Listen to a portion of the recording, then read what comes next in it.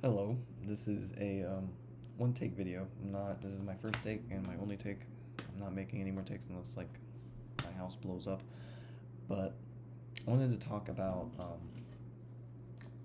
very interesting thing today. Something I did in terms of my Japanese and just general improvements that I've had over the past, not only improvements that I've had over the past couple of months, but also a more thought of how I should approach reading differently than how I've been doing it in the past and how I think I've traditionally taught myself Japanese over the past.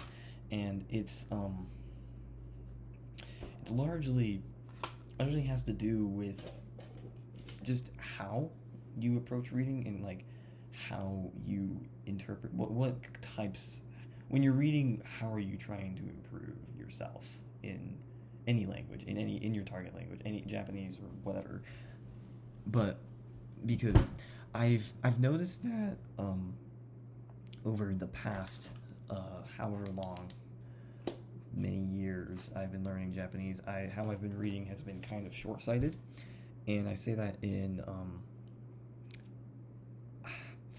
I've been purely focusing on vocabulary. Um, I've been purely like when I tell people, or I used to say this back when I was first learning Japanese, back when I was first making Anki cards back in like 2020, I would generally display how good I was at the language in terms of how many words I knew, in terms of how much vocabulary I knew, and this was I did this because I think it's just like how, just in terms of the websites that were the general language learning influencers that were large at the time, eh, mainly Map versus Japan. I don't really know who's on the scene now. I don't know if Map versus Japan stopped making videos and he moved to Japan. He became Japan, but um, because since like those, no, not to rag against Matt versus Japan at all. I think he's actually his. If you go and watch some of his YouTube videos from when he used to make them, his older videos, it's like there's some amazing advice on there. But I do find one problem in terms of his advice of just kind of, he assumes that you pick up grammar and more intricate parts of vocab just through repetition, and to an extent that's true. You do pick it up, and it's not that I'm stupid and I don't notice it. Like, I do pick it up, but something so recently, it is actually, as I'm recording this video, it's like 2 o'clock in the morning. I I don't normally stay up past like 12:30, so this is kind of weird for me to be up late. But something weird, or I stayed up because I was taking Georgia Tech's, which is the college I'm going to do, language or entry exam for Japanese, and which obviously I took the Japanese language entrance exam just to see if I can get my language credits out of the way. Now you still have to take a language class even if you pass the exam. You don't get credit for the exam. You just get higher class you get entered into. But so I still have to take probably some kind of Japanese class of some sort, which is exciting. But I took the class, or I took their online entrance exam test, and I passed the highest level. Yay, the highest level that they offered, which is like, if you know anything familiar about how college classes are named, that's in like the 4,000s past. It's like 3 years, like 6 semesters, I think, of classes I skipped past 3 years of Japanese. But the thing is, when I passed it, I only got a 77, and you need a 70 to pass, and I'm like, I didn't like that. But I kind of knew when I was taking the test that I wasn't gonna pass it with flying colors, because it was the grammar portion that like kind of threw me for a loop, and I'm like, I can't say I 100% know the answers to all of these. And they even and at the end of the test they were said, oh, this is equivalent to N3, and I'm like, N3? I'm definitely higher than N3. I've been higher in N3 since like the end of 2020. I've been like N2 at least. I've never actually taken any exams, but I'm just generally off how many vocab that they say that you need to know. Again, this is going off vocab. I've just been like, oh, I always felt like I'm in at least N2, if not N1. Honestly, more recently, I feel like I could probably pass the N1. I'm definitely taking it this December, and I want to see if I'm being cocky about myself. I probably am to some extent, but and the vocab, yeah, the vocab section is not the vocab section. The vocab section I did great on. It was the grammar section, not the sentence construction. Sentence construction I actually do pretty well, but I'm not going to get into specifics. Vocab or the grammar was what put me for a loop a little bit. There's a lot of just like these different patterns that how the words are put together is something I don't think when I read, I don't think I really pay attention to grammar that much, because here's the thing. In terms, what I was saying earlier, what I was saying at the beginning of when I just started recording this, is that how I was taught to teach myself a language through a lot of these online influencers, and when I was first learning was is essentially, well, it's the mystical I+1, the ever so can't think of the exact esoteric I don't know the exact word that I'm trying to think of, but I+1 sentence card. And it's essentially like, if you don't know, it's just you add a sentence to an Anki card to Anki for being, or a sentence card to Anki that has one vocab word that you don't know and the rest that you do know. And this approach very much so focuses on how many Anki card, or how many vocab that you know. And eventually, like, when I would talk to people about like how much Japanese I don't know, I would say like, oh, I know I have this many Anki cards. I have 2,000, 3,000 Anki cards. And it's eventually this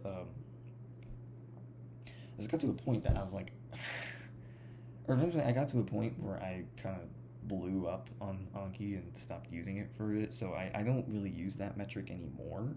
I'd say if I were to count in total how many Anki cards I have over the multiple decks I've restarted and that old deck and etc., I think around 5,000 to 6,000 cards total. I'll say 5,000. But then that's really inaccurate in terms of how many vocab I actually do know, because a lot of those cards I would add 2 vocab words per card that I didn't know actually would do I+2, which you shouldn't do, which is part of the reason why I blew up on Anki. But it's, yeah, it's generally just like how much vocab you know is what my metric was of how good you were at the language, how far you were. And when I would hear Matt versus Japan talk on his like different any of his videos, he would be like, oh, once you have 10,000 cards, then this is when you should probably start lax on Anki usage and so much.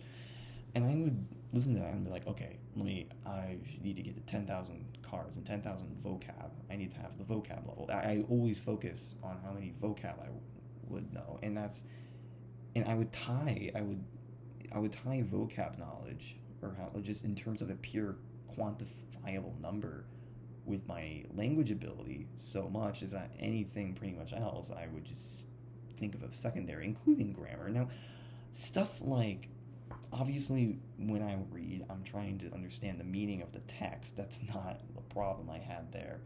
But in terms of a larger story, when I'm reading, I tend to just like read the general gist of everything. I'm not like, since I'm thinking about vocab, the only thing I'm more so trying to improve myself on is the individual vocab words in terms of like their connotations, the different kanji that they're made up of, and how this, if I see a new word, I'm like, okay, how does this sound? That's something I've gotten very good at. That's something I've grown a pretty large amount of intuition with. But the something that I know that's like I'm struggling with is just like sometimes when I don't know a grammar section, I'm just like, or something like grammar, like just in some a sentence is worded a bit weird or something, and it just it's after I took that test and like felt like, oh yeah, I the grammar section was kind of throwing me for a loop a little bit. And I've also taken N1 tests on like the internet just to try to gauge where I'm at. And like I've never really taken the listening or reading portions, but just in terms of like kanji and like vocab, I've been pretty good at. While it's the grammar that I tend to kind of screw up. Actually, kanji I get like 100s on. Vocab, there's occasionally some stuff I might screw up, but there's a specific types of vocab words I typists tend to screw up on. That I'll get to that later. But just grammar is. It's just like if I understood the gist or like the general point of a text, then that was good for me. That was a good enough in terms of what you understand category of how you're having input of the language. If you since I was only thinking of my improvement on a pure vocabulary basis, that's what I would focus on. And this is what I actually think when people discuss that, like, oh, babies are better than adults at learning languages. I think this is what I think this is what they're probably unintentionally referring to. I actually disagree with the whole notion that babies are better. I think they are. I think babies are better because they take in everything. They take everything in. They take the grammar patterns. They take vocab. They take the list or how like the word is said in terms of the accent. Their ears are very open. This is actually something that's been I have more scientific credibility behind, but they have when a baby's like listening for the language for the first time, their ears are can hear a lot more different types of sounds. And then when you're an adult and you start to grow older, your ears are just get very accustomed to those specific sounds in your language, which is why if you try to listen to Chinese, it just sounds like you can't really write any of the sounds down because it's like there's nothing, it doesn't exist in English, and there's or you feel like you can't write the sounds down because it's just like there's nothing that you feel that you can really do. It is just like it just feels like objective gibberish to you because the sounds are completely unfamiliar and your brain's trying to relate them to the sounds you do know, and that just doesn't work. And every time you do hear a sound that you do know, then it's like, oh, then that's a normal sound. It is. I think same can be applied to general how your brain comprehends new input, and when you're reading, it's like you're reading, like you're trying to like find things that you already know because you're an adult. You already know more stuff. You have a lot of experience behind you and you're trying to relate it to your brain, trying to relate it to that experience. By the way, I'm talking completely anecdotally.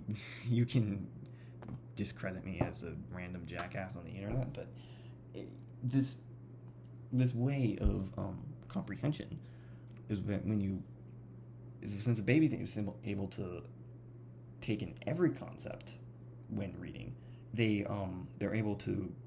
It's a lot easier for them to pick up those grammar patterns, those different types of, like, if you want to get into like literary concepts like metaphors and stuff, that type of stuff, and like expressions, in what situations certain types of vocab is more commonly used, that type of stuff. And it's just in general, it's like, when you compare that to an adult, since they're trying to relate it to their own experiences, sometimes they'll only pick up, when they're reading, they'll only pick up types of words that are like relevant to them, or types of experience that are more relevant to them, and just filter out anything else. And the reason I like to disagree, or I theoretically disagree with the whole babies are better than adults in at learning languages is that if you had a human or a human an adult and you somehow managed to make them aware of all of these shortcomings, then I feel like you could, or you made them aware of what they don't know, then I feel, and you had the right personality, or someone that's more like open-minded, and someone that's more like, yes, I can try to learn and try to know what I don't know, which is a very hard thing to do. But if you manage to do that, I feel like you can at least rival how babies typically learn languages, and that's something that I when I was reading Japanese, I realized I was kind of being an adult language learner in terms of a lot of grammar patterns and that type of stuff. I just haven't been paying attention to how the order words are said. I've just been so hyper focused because that's what I've been taught. That's the experience that I'm relating it to. That's what I've been taught that works. So, and which is why I think that part of my language base is suffering. That section of my Japanese skill set is suffering is because I've been closed-minded in that regard. And so yeah, that's largely the thesis of this video. I really wanted to record, even though I'm way past how late I typically stay up. I'm actually not even that tired, to be completely honest. But even though I'm way past how late I typically stay up, I just wanted to record this video because I felt like it was kind of a revelation in a little bit. In terms of, if you keep track of my other videos in terms of what books I've been reading, I finished Paprika. By the way, if you only came for this video for what the title was, you can leave now. There's no point. But this is just me talking about myself now. I taught myself, or I finished Paprika, and I'm gonna be honest. I think that book was definitely on the very, very hard, and it's nothing wrong with having input that's like something that's really hard, because I still learn from it. I still learn a lot of words and such and whatnot from that book. I definitely was. I can't say I knew the plot 100%. I knew parts of it, but that book was. It's an adult sci-fi novel. That's like two things. It's especially sci-fi. Sci-fi as a genre, if you know, is like one of the hardest genres of language that you can consume, because you're extrapolating different words in your native language or in the base language to try to describe concepts that don't exist. Same with like fantasy, like those very abstract types of worlds that authors want to create. You're extrapolating a lot. Extrapolation is the key concept here, which is why those books are typically very, very hard. But from just a pure language perspective, in terms of how the words are used, and you can actually, if you want to learn the fastest, theoretically, you should keep on reading books like that. So again, it was good that I did read that type of book.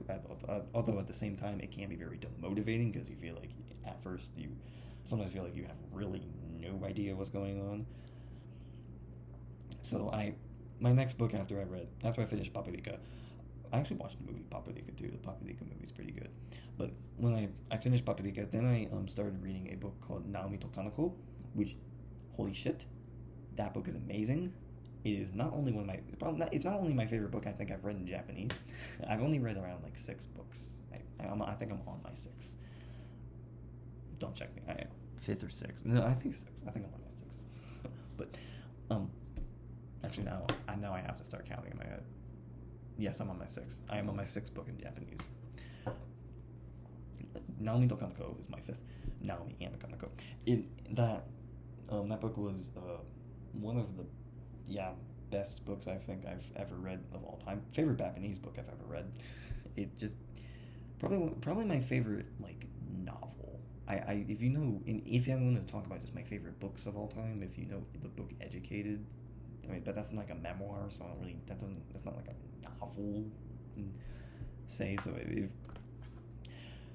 but yeah, not only Takanako actually made me cry multiple times. I think that book is really good. It's not perfect, but um, just in general, Hideo Okada is just a really good author. I'm reading a second book by him after I finish Naomi Takanako. I'm reading Chimoku no Machide, and that book is also amazing.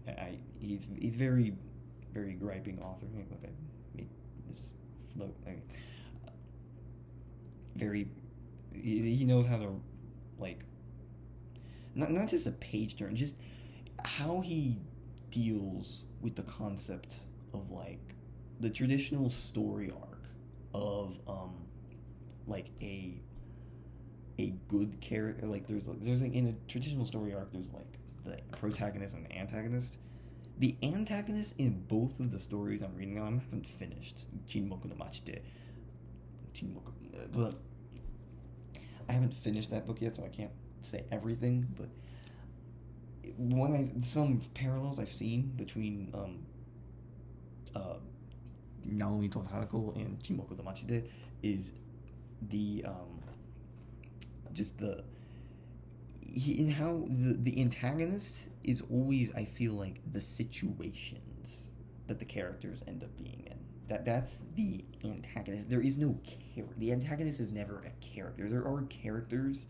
Now I'm just gonna spoil little bits and pieces of Naomi Tokanako. I'm not spoiling the entire plot, but I will just to talk about it. But near the end of the book, there's one of the characters. There's a character named Akiko, and that character does kind of turn into an antagonist, but there's nothing. They're like in terms of the plot, like they're morally doing like the right thing, because the plot of Naomi to Kanako is that the Naomi and Kanako, the two main characters, killed Naomi's abusive husband because they just felt like that one, he was abusive, and they just felt like they wanted more meaning to their life instead of just being stuck with an abusive husband forever. So they killed him, and obviously that's like killing's bad or whatever, but they really justify it. And honestly, it's like one of the best way. The reason why the book made just kando shimashita. I don't know. It really hit me hard. Is like it's just like the way that they justify like murder is okay. I don't want to talk about this too much, but it really makes you feel like just a lot of sympathy for a criminal. It's like almost, but it's not like, it's different from the movie like Joker. Like Joker's like saying the backstory of a criminal, and I do think Joker is a very good movie. So I do think it reminds me of Joker a little bit. But it's not like. But the thing is, the main characters aren't. Naomi Takamako are like completely relatable people. They're not like Joker is like a hysterical supervillain. While Naomi Kanako is like they're more just, I don't want to say everyday people, but they're people that someone in our environment could be, and someone that like could realistically like he writes. Okuda Hideo writes realistic fiction, and like it's not unnormal for someone to be in these situations. It's just more in how he twists it, in making it in a very like morally compelling a story. But near the end of the book, Akiko, which is the brother of the husband that they killed, who started investigating the murder at what she thought, or what she initially thought, was just the shisol, or him going missing, and when she eventually like really started to figure it out, is what that's what I think was the best part of that book. And just her slowly detangling their plan, and it's like it literally made my I'm like, oh my gosh, I'm nervous for these. Anyways, but yeah, it's like I'm just, and like the morality of Akiko is like she's doing what you'd think that she would do. She's not the antagonist. That's the reason why neither of these books are, at least from what I've read of Chimoku no Machite, neither of these books have an antagonist per se. Like they don't. The antagonist is the fact that Nami and Kanako were in the situation of. We're just in the situation of like being at the end of being stuck with an abusive husband. Well, Naomi was stuck with an abusive husband. Kanako was like the friend that just like dedicated herself. That part's a little bit more, I think, when it was one of the minor flaws I do think I have with the book. But like that entire book is just built off of that that entire just rhetoric in general. So yeah, it's like there's no like they didn't do anything necessarily directly like yeah. Anyways, I really like that book. I think you should read it, even though I kind of spoiled it. I mean, yeah. So yeah, Chimoku no Machide. Actually, I did start reading a book called Monado, but then I stopped reading it because it was bad. I didn't really care. I also read it when I was in a car, so I didn't really read it well. That's just some side comment. But yeah.